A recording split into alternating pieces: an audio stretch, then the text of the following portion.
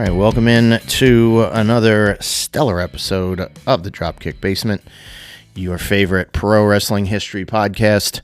Mike Madden on my end of things, my tag team partner Tom Schultz on the opposite side. Tom, how are you doing on this this cold December evening? It's frigid outside, and we're in the holiday season, so I don't think that there's a better topic that we could pick today than a holiday classic. That's true. Whatever holiday it was on, this was a pay-per-view event that was for a few years centered around Thanksgiving, and then pivoted towards the mid to late December part of the calendar. So yes, always in and around pre-post holiday. We're talking today Starrcade, the signature event for the NWA and WCW up until the buyout in 2001. An interesting one, and I like that you brought it to the table, because I always thought to myself, and I never saw a Starrcade live. It was always like after the fact, or because if I was gonna get a pay-per-view, like on the rare occasion as a kid where I was like, let's get a pay-per-view, or you were going to somebody's house, it was always like the big four pay-per-views, right? You were going to WrestleMania, Royal Rumble, Survivor Series, or SummerSlam. So Starrcade was sort of like you had to catch up, whether you were reading the results later down the road from a magazine or you heard them secondhand through somebody. There was actually, I don't know if you remember this at all, but locally in the New York Daily News, every Friday they had a little wrestling column. No, I'm not aware. And it was total kayfabe. The guy was called the Slammer, and he would give his opinions on pro wrestling. Like, in his picture in the paper was of just a generic masked man with like a baseball cap on. So, but he would basically create an article with the results of the most recent big show, whether it was Madison Square Garden or a pay-per-view, and then he would have a little write-up on it and talk about, here's this guy he might leave the company and so it was a little bit kayfabe, a little bit speculation. And then they would also on occasion have the more when they had like a local show, but they would have like a little, in the box score section of the newspaper, they would have the arena results from like a big garden show. And if it was definitely during like the Monday Night Wars era, they would have like the results of pay-per-views the next day in the newspaper.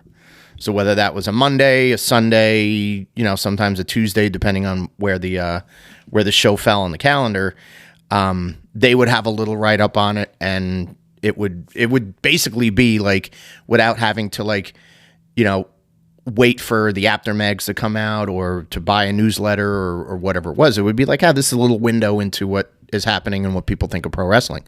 So, so that was how I kind of caught on to Starrcade results when I was younger. Always, curious about that, and I would watch the TV shows when I could. But I'm just thinking vividly of looking at the results of certain Starrcades in the paper. So, with that being said, we're back to our rebooking exercises. It's been a while. It has been a while. Which, listen, we've had a good run of shows, especially the last three with Steve Mazzano as our guest, and it's good to hit a reset towards the give ourselves a little bit of a standard episode as we're getting towards the end of the year. So we decided to randomly select two Starrcades. Tom, you got Starrcade 86. Yep. And I happen to get Starrcade 95. When you randomly got 1986, I was very jealous. Because I might be able to recite that show from memory. But how, before you get started on breaking it down and giving us your spin on it, You did get a chance to watch it. Yes. Where did you find it, by the way? Was it still on Peacock? It's still on Peacock. So Okay. I don't know what the transition period is going on there, but it is on Peacock, and boy, oh boy, was it a marathon. It's a long show. But yeah, why don't you get started? Why don't you give us a little bit of your thought process? I don't think we really need to read the results of the original one. Let's just focus on the rebooking exercise, but give a little insight into what you thought of the show in general. So let's first start. This was so this had to take place after WrestleMania 2, correct? Correct? Yeah. Okay, so they borrowed a bit of an idea from that, where they're running this show from 2 separate locations. So, like, they kind of do like an every other match kind of deal. I want to just interrupt you there. They did this in '85. Oh, did they? Yeah, they did Greensboro and they did the Omni in '85 for Starrcade. So the WWF stole their idea. Okay, so there we go. Well, they're doing that again here in Greensboro and in the Omni, going back and forth, which I think kind of takes away from the show as a whole, because you are kind of obligated to give each venue their money's worth. Oh, okay. I see. You know what I mean? Like, you can't just put like 3 matches and 3 matches which I'm assuming they have like closed circuit TV for the people. Yeah, the screen would drop down. Right. Right. So, you have that going, but to get a live experience, I feel like that's why this show was a bit of a marathon. Okay. All right. They put on 12 matches. There were a lot of gimmick matches. Yeah. Which I kind of stayed true to that in my rebooking of this. Okay. But my thought process when it came to this was, I watched it and the majority of it was good. There were a few pretty big stinkers. And I thought, all right, let's stay true to, let's make this a spectacle. Let's lean into the gimmick matches, but let's trim a bit of the fat, because I don't know that we need 10 minutes for the Kernoodle brothers. Yeah, you don't need 2 minutes for was it Don and who's the other? Was it Mark Kernoodle? Don Kernoodle and his brother Rocky Kernoodle. Okay. I think Rocky Kernoodle ended up being somebody else somewhere. I think he was a kayfabe brother Kernoodle, yes. But yeah. So I mean, this card is loaded with, like, there's such high highs, but there's such low lows. Yeah, of course. And that's where I kind of wanted to change it, and I wanted to change a little bit of history for JCP to hope to propel them forward and not into the depths that they so quickly came to after 1986. All right, I like this. And I think that the one glaring thing that you can look at this time frame, especially for this show, is that prior to this happening, I think there was a rocket strapped to Magnum TA that may have been the crescendo of that story coming at this show. Yeah. And then his tragic accident happens little over a month prior to the show happening. True. Right. And kind of derails everything. Yeah, it threw everybody for a loop. And it fast forwarded a few programs, and yeah, that's still, so this is why this is an interesting one to tackle, because obviously you could see from a million vantage points of, how do you rebook it in a different, unique way, or what's the, do you say, hey, what if we're in a perfect world, and Magnum doesn't have the car accident. There's a ton of podcasts that have tackled that topic of like, what if Magnum, had gotten back to the ring or had never gotten to the car wreck. So there's a million ways to go with it, but I'm very curious to hear what you have accomplished. Now the standard rule applies. You did save 2 matches from the original show. I saved 2 matches from the original show. Okay, good. Which at this moment I'll star those to make sure that I highlight. I just checked off mine as well. They are the matches that I kept because like I said earlier, this was a marathon of a card, so I'm not going to go through every match. Match by match, because that'll take a half hour in and of itself. It's a good point. Yeah. So we're gonna start at the rebooked Starrcade 1986 with the moniker the Night of the Skywalkers. Mm-hmm. Okay. We're gonna keep that moniker. All right. We are going to keep the date of November 27th, 1986, and Thanksgiving evening, 1986, but we are going to solely run this out of the Greensboro Coliseum. Very good. One venue. Make it easy. We're going to cut it down from 12 matches to 8 matches. Okay. All right. To trim, like I said, trim some of the fat. Yeah. And we're going to start with a barn murder, a gimmick match for all gimmick matches. We're going to start with a bunkhouse stampede battle royal. Oh, all right. Yeah. So easy. In 1988, this became a standalone pay-per-view, the bunkhouse battle royal. But we're going to start this show with the bunkhouse battle royal, and this is going to be the stipulations of this match. You're going to win $25,000. Okay. Right. You are going to become the number 1 contender for the World Heavyweight title.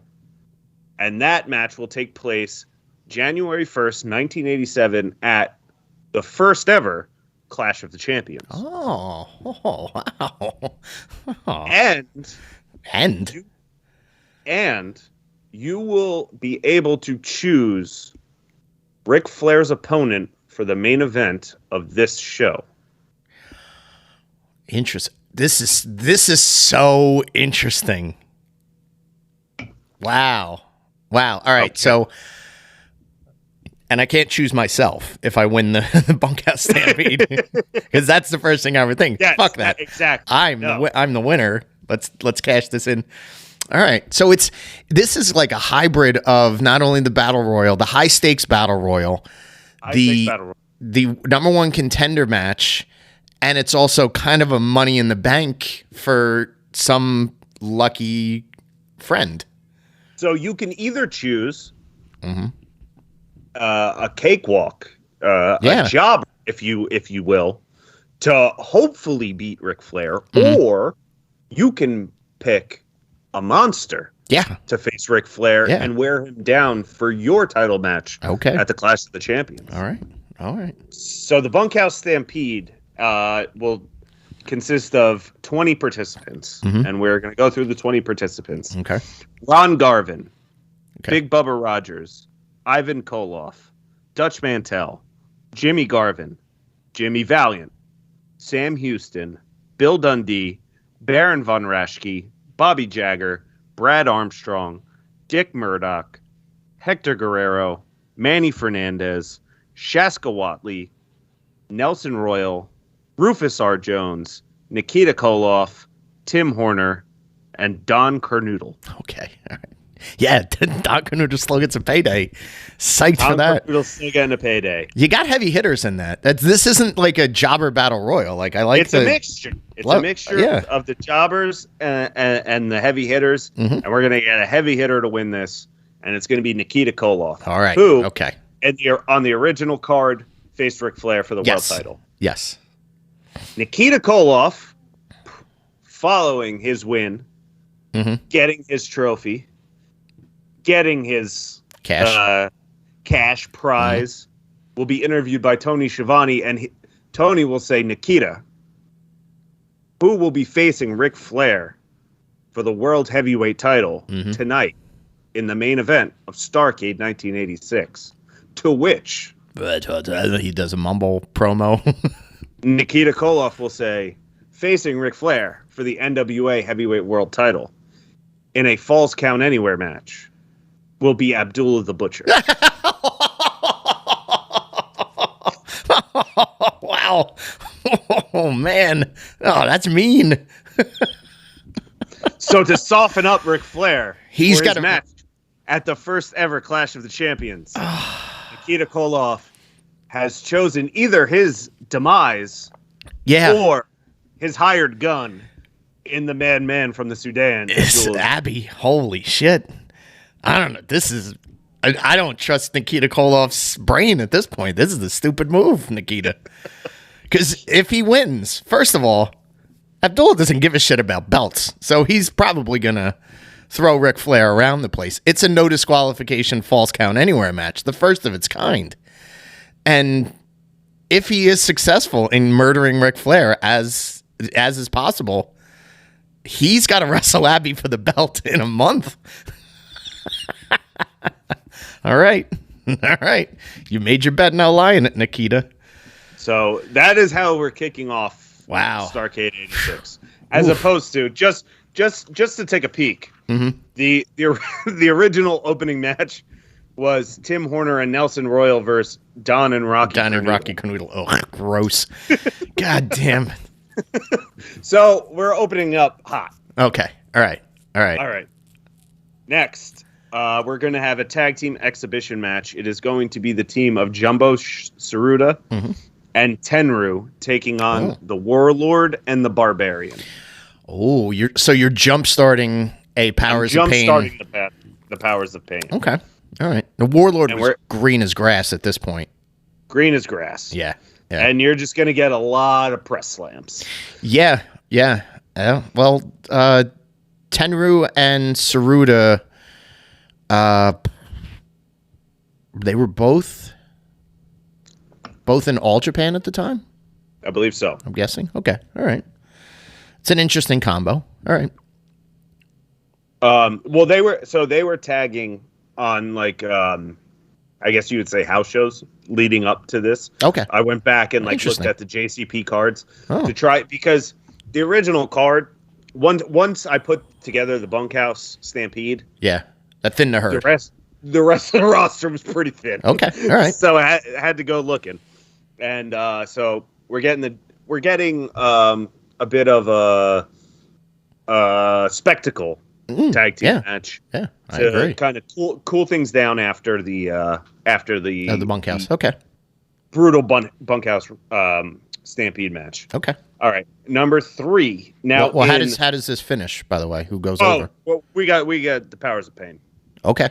Interesting. Wow. Well, Powers of Pain are gonna get the dub. That's a big win because we're building them. Okay. We're building them towards something that will come on later on. Okay. All right. All right. So match number 3, we are going to get Wahoo McDaniel taking on Crusher Khrushchev.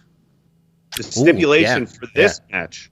So in the original, Wahoo McDaniel took on Rick Rude in an Indian strap match. That's right. Yeah. So this will be the way that this match is going to be laid out. It's Wahoo McDaniel versus Crusher Khrushchev. Prior to the match, there's a coin flip between an Indian strap match or a Russian match. All right. I like this. To which Crusher Khrushchev wins the coin toss. We get a Russian chain match. To which Crusher Khrushchev beats Wahoo McDaniel. Wow. Okay. That's a big win for Darso. All right. Pushing the young guys. All right. Okay. Match number 4, and this is going to take place right before intermission.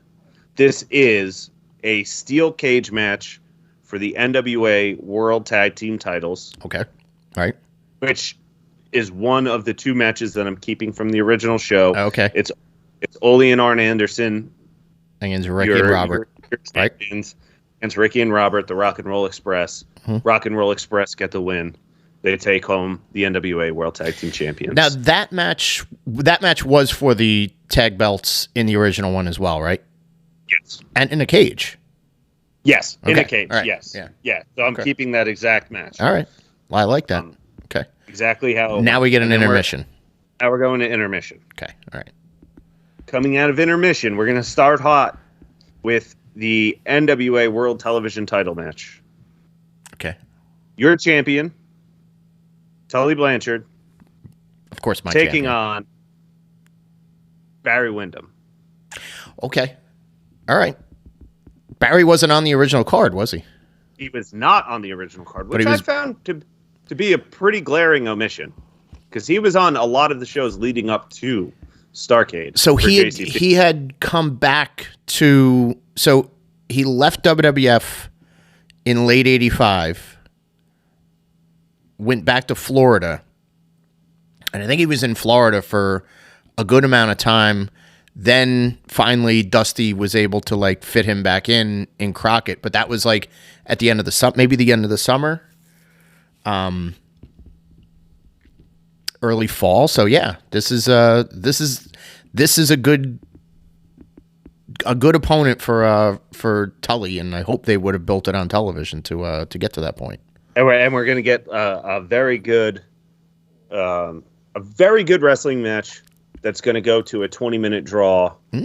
Tully Blanchard retains his title via draw. Okay. All right. Nice. All right. Match number 6. We are 3/4 of the way through this show at this point. This is going to be a first blood match. Now, you may ask, why is it a first blood match? Well, on the original card, Dusty Rhodes faced Tully Blanchard for the NWA television title in a first blood. Mm-hmm. So this is going to be a first blood match for the United States Heavyweight Championship. Mm-hmm. Okay. Where your champion, doing a little bit of revisionist history, your champion, Dusty Rhodes, takes on the up-and-coming Rick Rude. Wow. And we are going to crown a new United States heavyweight champion in Ravishing Rick Rude. Wow. He better be under the tutelage of Paul Jones at this time, because of course I want Paul Jones to be super happy that he got to beat Dusty Rhodes and his man got to beat Dusty Rhodes. Oh, wow. Wow, Rick Rude, big push. We're pushing the young guys. Yeah. So that Vince can't steal them. Well, belt him up.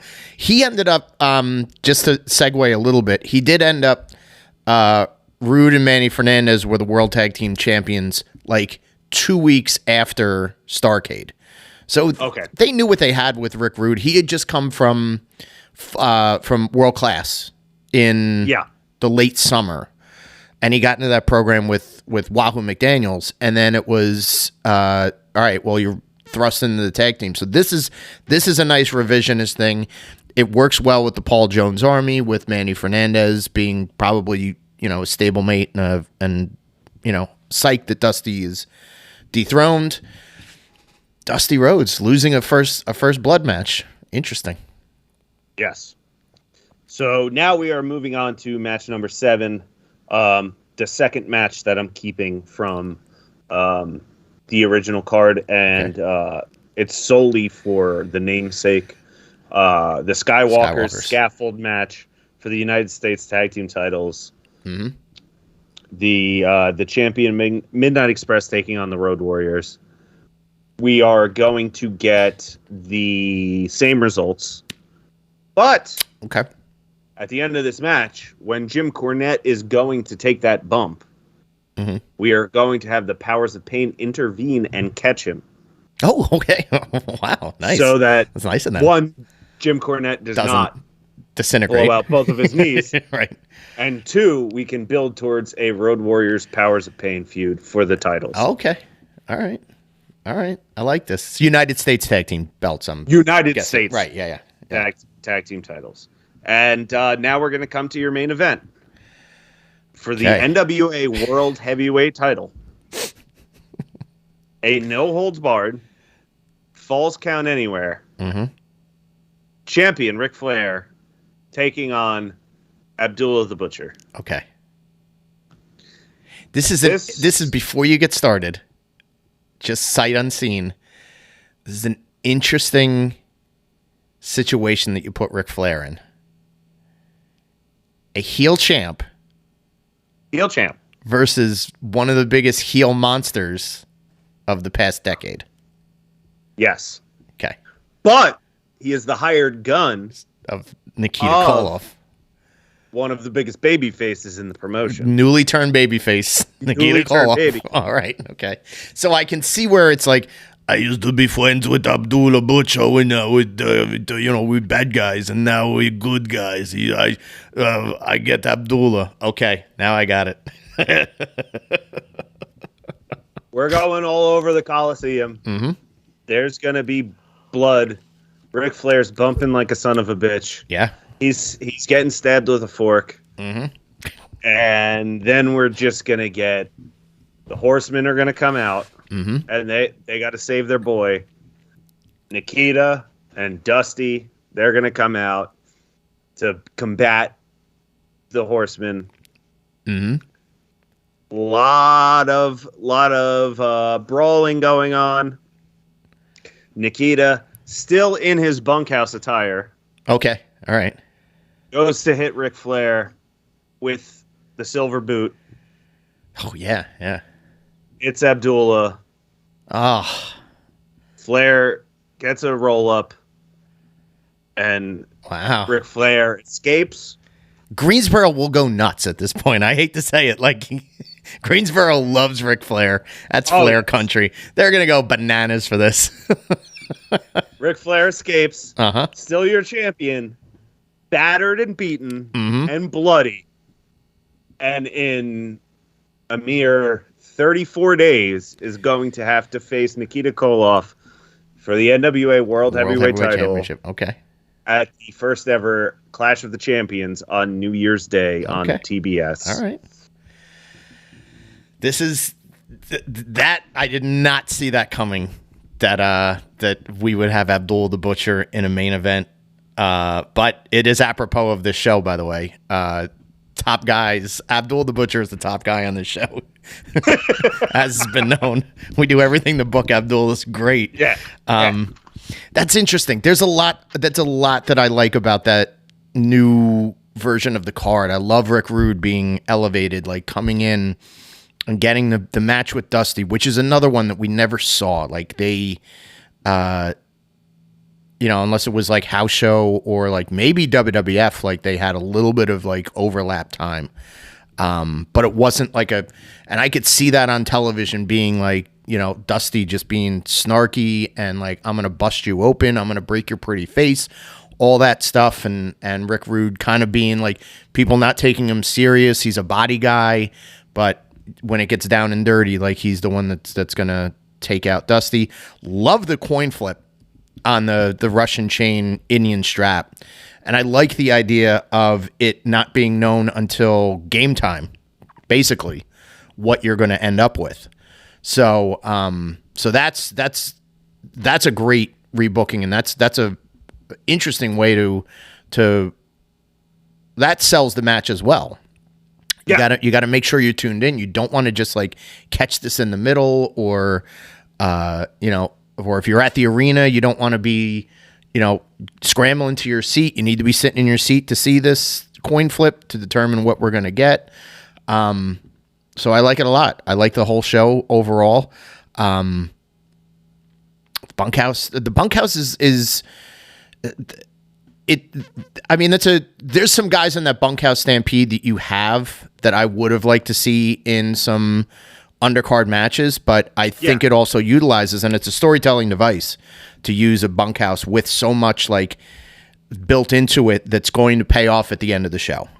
Yes. So that's where I was at, where it's like when you build an entire show around a battle royal, and see the thing that worked with the Royal Rumble is the mystery about it. Sure. And each person coming in individually. When you're building the entire show around a battle royal where there's just a clusterfuck of people in the ring, it kind of never pays off properly. With a bunkhouse, and this is why I kind of lean towards the bunkhouse maybe having the juice to get you enthralled or interested, because it is come as you are. Yeah. Dress as anything, everybody can bring a weapon. So there's that element of who knows what they're going to bring to the ring, right? But once they're in the ring, it's punchy kicky. Yeah. You know what I mean?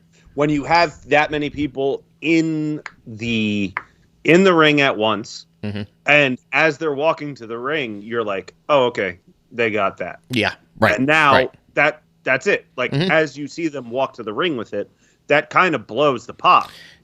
You're right. Yeah, yeah. Well, unless it's concealed, that could, that's where it's true. Yeah.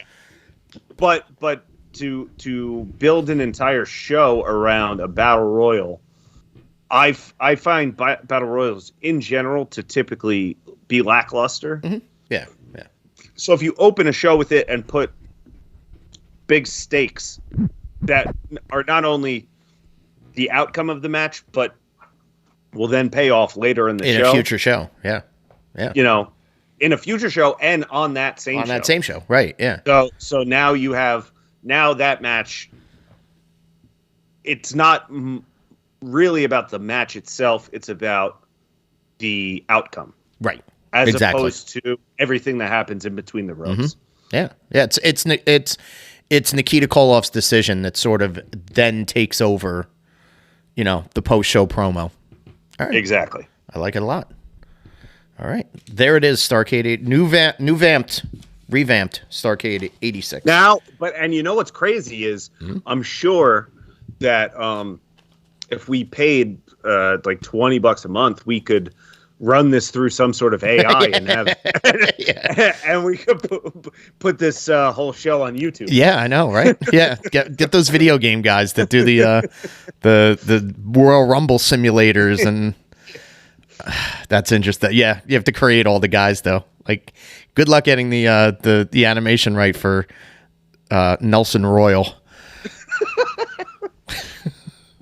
Just put his back on the ground. All right. So Starrcade 1995. Yeah, let's jump in the time machine. Let's go 9 years into the future.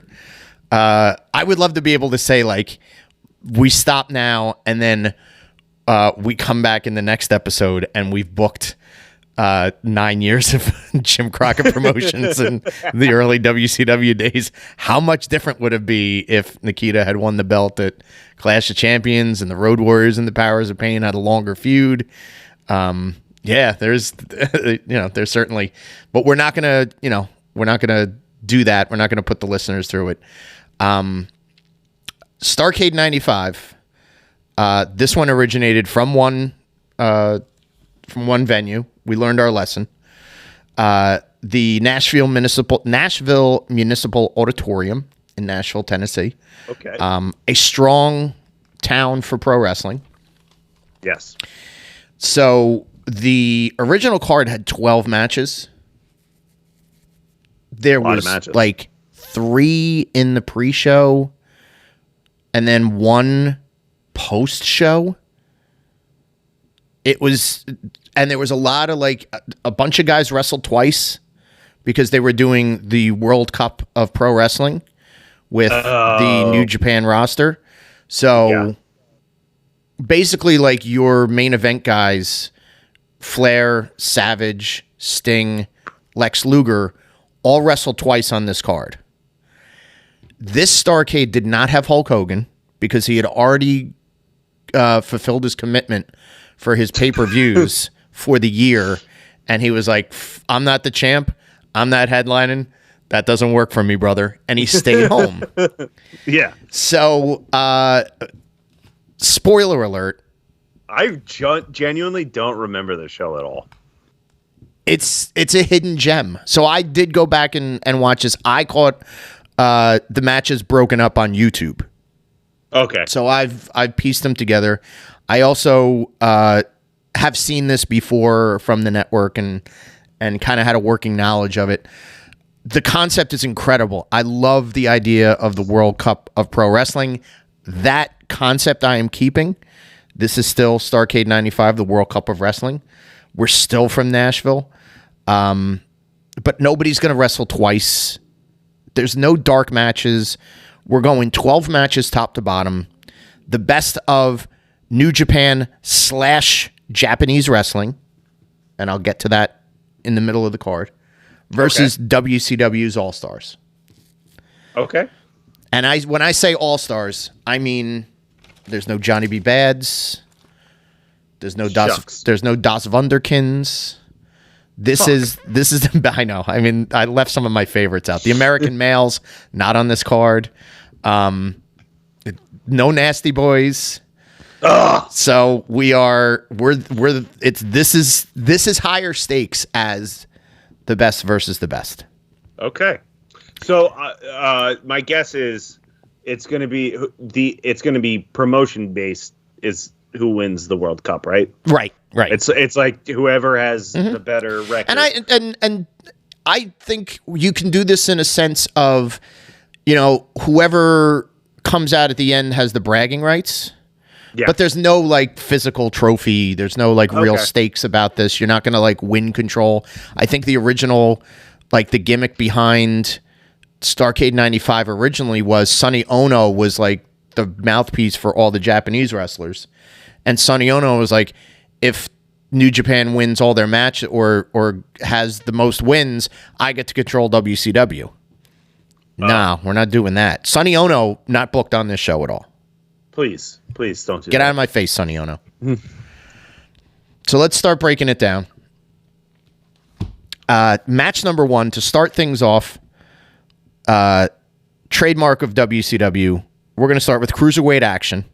Here we go. Or light heavyweight action, however they wanted to phrase it. Representing New Japan Pro Wrestling, Shinjiro Otani. Okay. Versus representing World Championship Wrestling, the Shooter Dean Malenko. Ooh. All right. And Malenko was left off the original card, which was a shame, but he might have actually been doing a tour of New Japan at the time.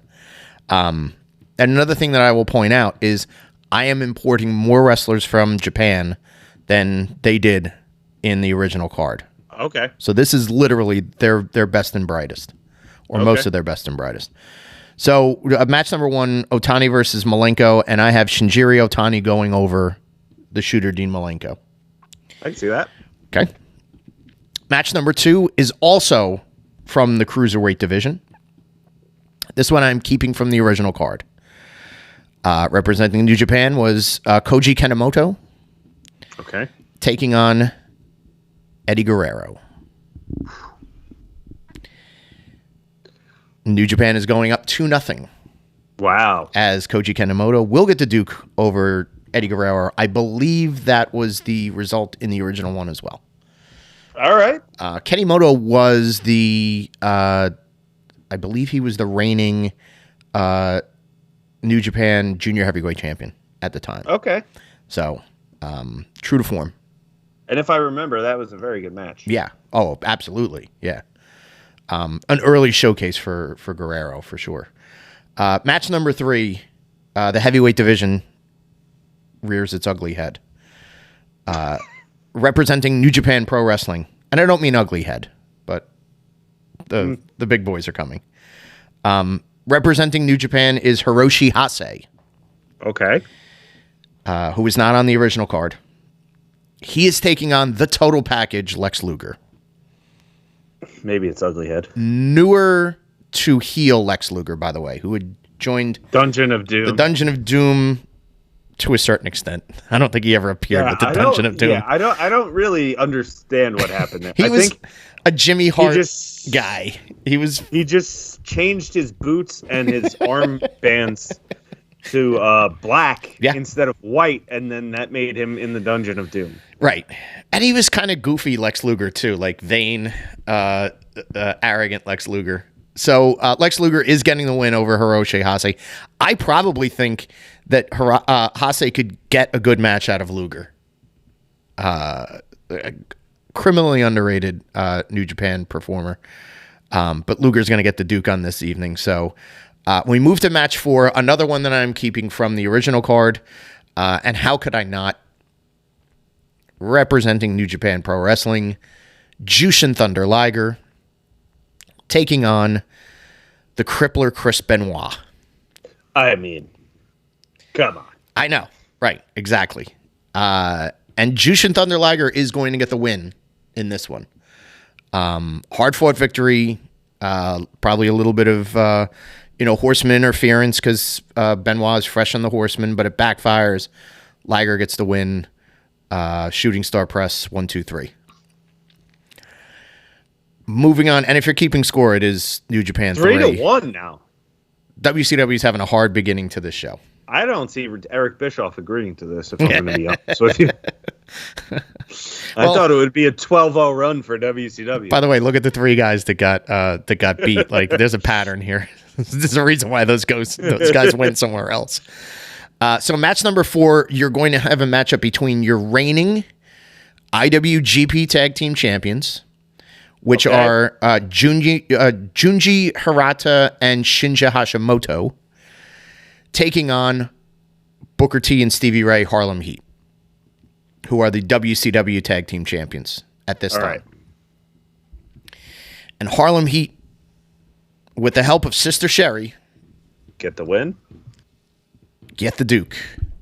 And now, is this a title for title, or is this this is purely exhibition? Everything on this card, there's no titles on the line. Everything is exhibition, and that's why it's like it's going to be explained that these are friendly competitions.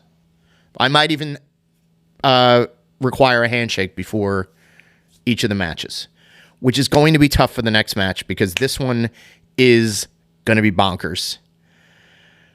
Match number 6. Women's action. Okay. Now, as we know, New Japan did not and has never technically had a women's division. No. But WCW did have agreements with a few of the Joshi companies, All Japan Women's and maybe Gaia at a certain time. So we do have access, and they did utilize women when they were doing their title tournament in early 96. So we're going to jumpstart that by having a tag team match, a tag team exhibition. This is a very interesting match. On the Japan side, you have Akira Hokito and her partner, Bull Nakano. Oof. Show favorite. Taking on the U.S. contingent of Sensational Sherry Martel, and Medusa. Whoa. Right. All right. Let's go. Now, this is why this is a very interesting matchup. Hokuto and Nakano had been bitter rivals in All Japan through the early part of the 90s and had faced off a couple times, I guess on some nitros against each other. Medusa and Sherry had a program. As soon as Medusa threw the belt in the garbage, she got involved with Sherry and Colonel Parker and interrupted weddings and was into all sorts of like chicanery and tomfoolery with them. So you've got unlikely partners teaming with each other for the sake of the Starrcade New Japan Peace Cup, the World Cup. And Japan's going to get another win here. I have Hokuto and Nakano getting the Duke over Medusa and Sensational Sherry because they just can't stand each other. And Medusa ends up tripping Sherry. Sherry gets caught with the Tokyo Jam from the top. 1, 2, 3. Bull Nakano and Akira Hokuto take a victory, and we move to the second half of our card. All right. This card is coming together It's building. Fairly nice. You feel like it's building. Fairly nice. All right. Match number 7. Representing New Japan Pro Wrestling, Nobuhiko Takada. One of the most legendary, and this is Takada after the UWFI had dissolved, and he came to New Japan to challenge Muta, and he was basically inventing the hybrid style that became the UFC and mixed martial arts in Japan. A capable shooter, Takada. He's going to be taking on Lord Steven Regal. Ooh. Right? Yeah. Yeah. Yeah. Just get it, grab a hold submission. And this one, we will have a little bit of an intermission after the ladies match, and some promo time, but this will get like a longer than average spot just to bring the crowd back into the arena and get them settled for the second half of the card. But you've got both of these guys capable of tying each other in pretzels, stiff strikes, stiff kicks, knee tremble, Regal stretch at the end. Lord Steven Regal gets the Duke over Nobuhiko Takada. They better. We got to tie things up. So yes, WCW is crawling back into this one. Match number 8. This was one I went back and forth a whole bunch of times, and I was like, how do I get here, and how does it make sense? Match number 8. Representing New Japan Pro Wrestling is the founder of New Japan Pro Wrestling, Antonio Inoki. Oh. He is taking on, representing WCW, the hottest rookie in pro wrestling at the time, the Giant. What the fuck? Inoki loves this situation to get a guy over so that he can be a big star in his wake. He did it with Hogan in New Japan in 83 and 84. He did it with Vader. And now on U.S. soil, he's going to do it against the Giant. The Giant will get the victory over Antonio Inoki. Now, is the Giant the champion at this time? No. Savage is the champion at this time. Because Savage won World War III, which was... Yeah, right? For the title? 3 rings for the title. Right. Yeah. The Giant had to put his belt up. No, it was the Giant had beat Hogan because the Yeti humped his back. Yeah. To win the title, and then the title got held up, and then the winner of World War III was the heavyweight champion. Okay. And Savage won that. So the Giant originally wasn't on this card at all. So welcome. I understand why. Welcome to the show, Giant. So the Giant gets the victory here over Inoki. Big deal.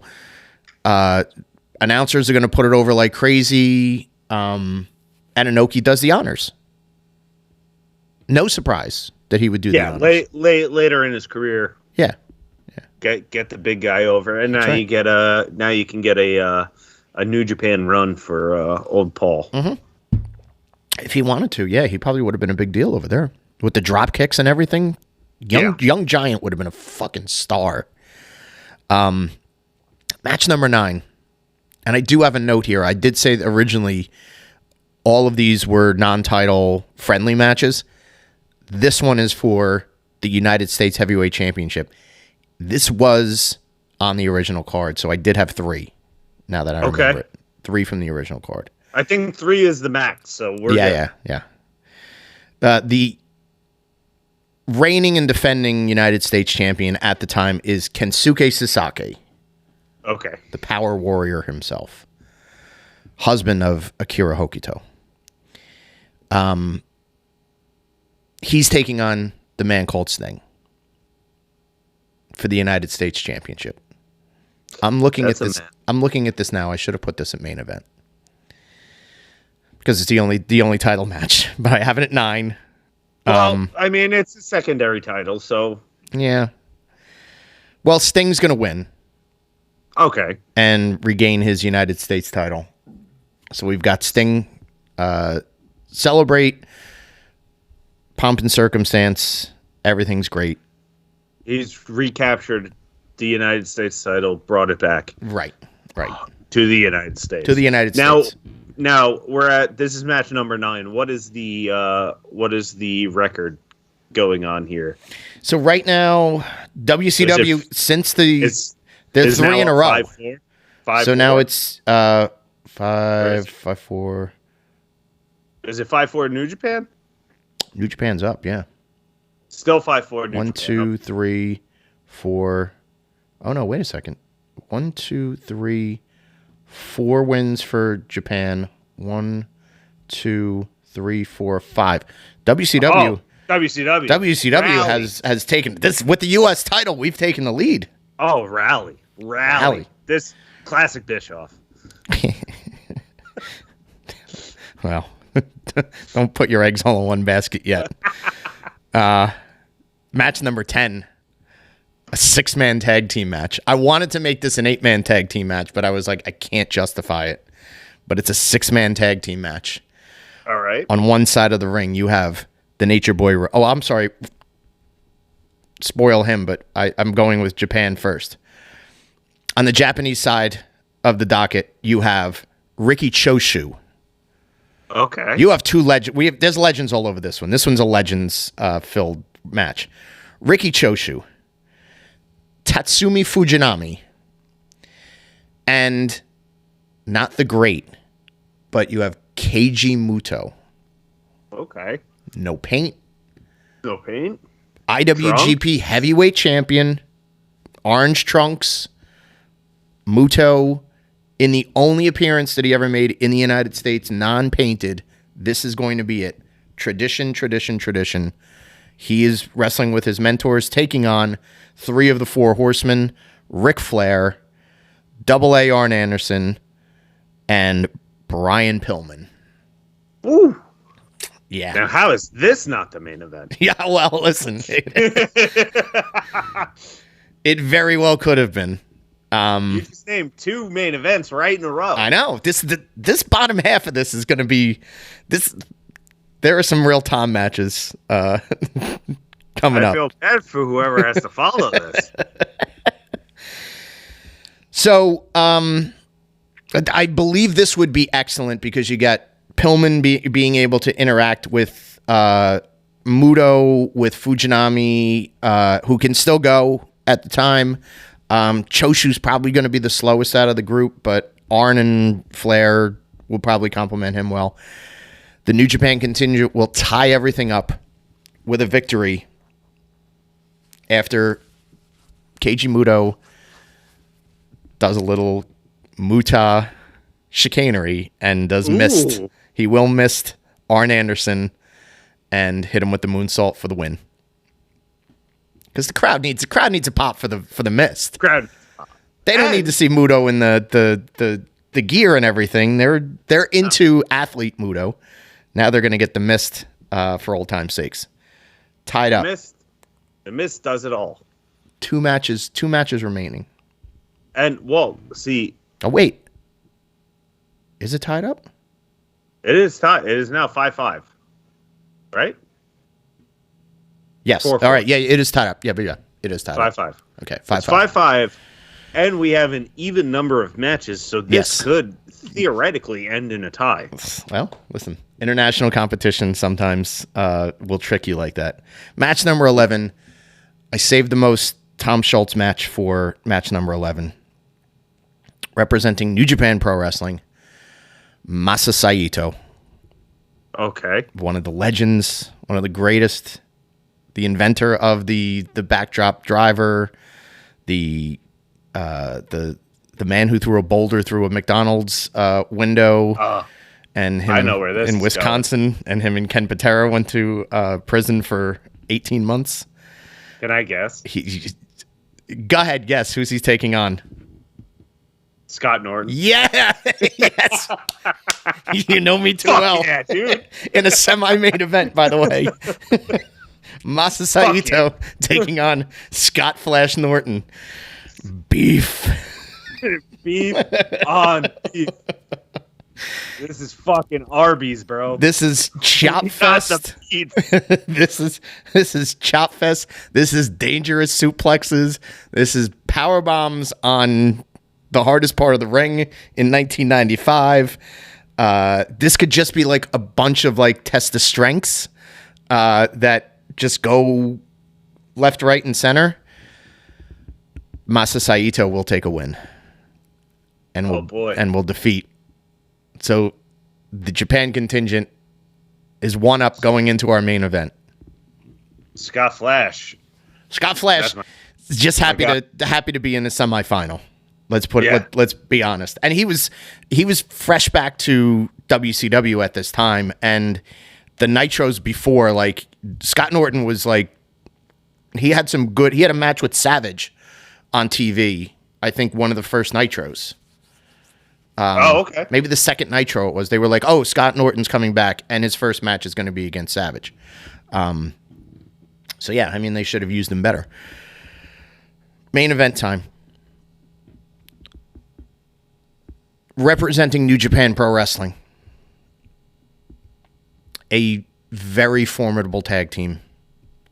In a faction at the time.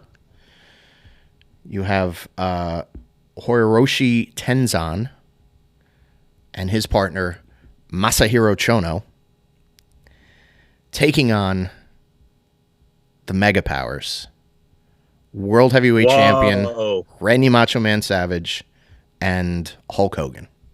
Did not see that coming at all. Yeah. I could have gone a million different ways with Savage. I originally wanted to do Savage and Muta and do like a, friendly competition for their title, and that would have been great. This is what's good about this, is that you have a million ways you can go with it. I could have left Hogan off and respected his, like, I fulfilled my obligation, brother, but I'm like, no. If you are WCW and this is Starrcade, this is our WrestleMania, you are wrestling in this. Shell out an extra milli for the Hulkster. That's right. I'm already paying all these guys to come over from Japan. I'm going to give Hogan whatever payday he wants to be here. Hogan and Savage win. Obviously. It's the most deflated, like, I was like, the buildup is so much better. And you could have Chono and Tenzan on TV just desecrating. And this is the most American finish it could be. Mega Powers do their handshake, double clothesline. Tenzan's taking a pin because Chono still has to look strong, but Chono's going to give Savage a Yakuza kick and get him out of the way. He falls back and tags Hogan, and Hogan gets to do his body slam, leg drop combination, blah, blah, blah. Get rid of the foreign heels. So the Starrcade 1995 World Cup of Wrestling ends up in a tie. Now, I love this rebooking, but how are we going to break the tie? We're going to break the tie by saying champion versus champion at our next pay-per-view, Super Brawl, which is going to take place in Japan. Whoa. And whoever our champion is versus your champion. Okay. And hopefully by that time, we still have Randy Savage and Muta as our two champs, and we see them have their match. And I don't have it booked out like you do, but that would be the thought process, is both representatives and both armies say, we have to settle this, but this time it's going to be on your soil. I love it. Yeah. I love it. And, again, you build it to the next show. You make the finale. It ends on a cliffhanger. You end it on a cliffhanger. Season 2. Coming in February. The Japanese audience will get their first chance to see the Giant on that show. Regal just beat Takada. You have there's a lot of moving parts. Plus, remember, WCW was making a lot of changes and moves right around this time and signing some talent. So by the time you get to that card, you probably have the Road Warriors under contract. So then you have a chance to have the Road Warriors back in New Japan Pro Wrestling, wreaking havoc. And this is where you can make it like a title for title kind of deal. Mm-hmm. Right. It's no longer the World Cup. Now it becomes... It's no longer an exhibition. This is for all the marbles. This one is, right. The only way we can settle this is our champ versus your champ.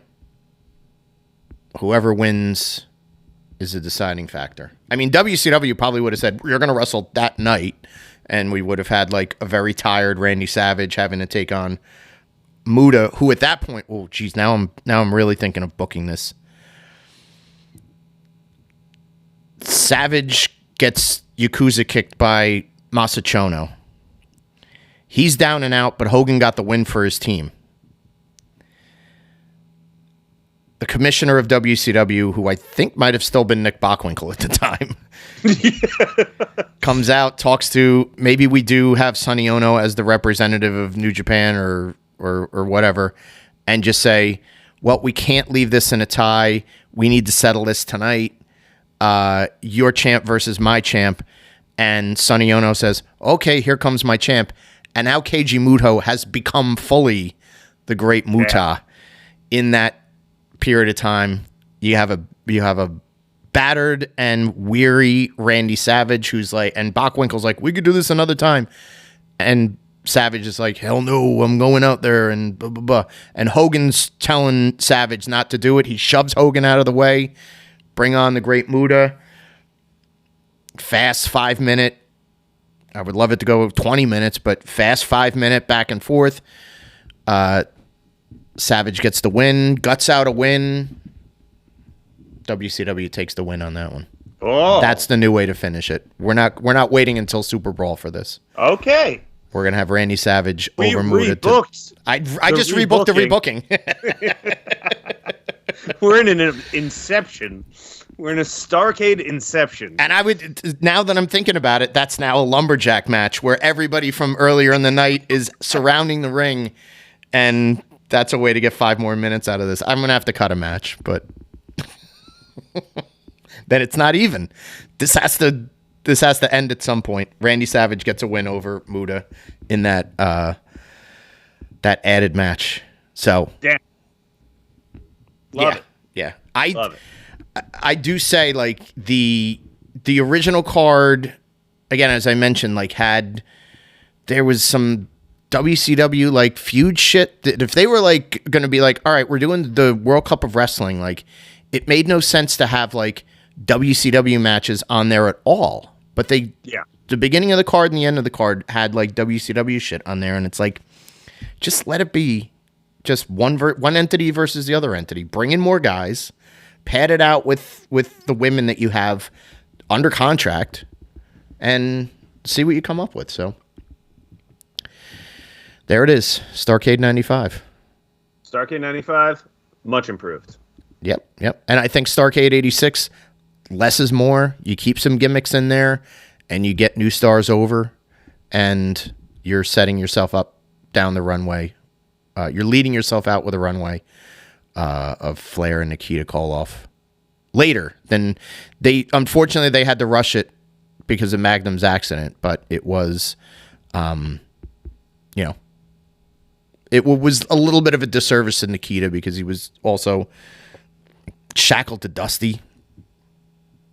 And if done right, you could have had Nikita as the heavyweight champion doing it for Magnum, with build-up. So, and if you build it to this big crescendo that's going to be on New Year's Day, right after what is the Rose Bowl is usually the New Year's Day bowl game. Yep. So this is the real spectacle. This is the real championship that's going on today. You have so much. You have so much to build off of. Yeah. I like it. All right. So there it is. That's a couple Starrcades in the books. And boy, I wish we were still doing Starrcades to this day. Thanks, WCW, for going out of business. They had some real dud Starrcades, I'll be honest. Like, if we had gotten, like, Starrcade 2000 or, like, Starrcade 92 wasn't terribly great. And I think everything after 98 was fairly awful. There was one with Beefcake, and was there a Starrcade with Beefcake? 94 was Beefcake, which is what I originally thought you got, and I was like, "Oh no, I would have, no, I would have quit the show." Oh no! I remember, like, show's on hiatus forever. I gotta Butcher versus Hulk Hogan. I gotta work around that. I thought that was the one. I was like, "Oh God, this is terrible." That really would have, like, killed me, because when we rebooked Halloween Havoc, I got Halloween Havoc 94. Oh yeah. And I had to work around Beefcake and Kevin Sullivan, and yeesh. So let's thank our lucky stars that it was 95, and then we got a concept to work with. So, but yeah, this rebooking was a lot of fun. We will be back to rebooking, I'm sure, in the coming months, and we'll have some new concepts to hit you with and make it work. So, that'll do it for this episode. Tom, this was a great exercise. This will be our last episode before Christmas. So this will be coming out. This is coming out the week of Christmas. So on behalf of the Dropkick Basement team, we hope that everybody out there has a very Merry Christmas. We will talk to you in the new year with our next episode. So for Tommy Schultz, this is Mike Madden, and we will see you at the matches.